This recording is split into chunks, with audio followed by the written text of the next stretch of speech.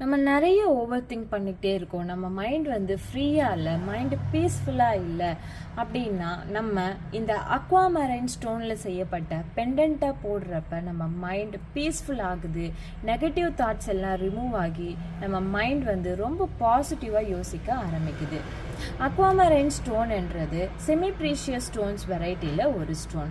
இந்த பெண்டண்ட்டை ஆண்கள், பெண்கள், குழந்தைங்கள்லேருந்து பெரியவங்க வரைக்கும் யார் வேணாலும் இதை போட்டுக்கலாம். இதில் எந்த ஒரு நெகட்டிவ் எஃபெக்ட்மே கிடையாது.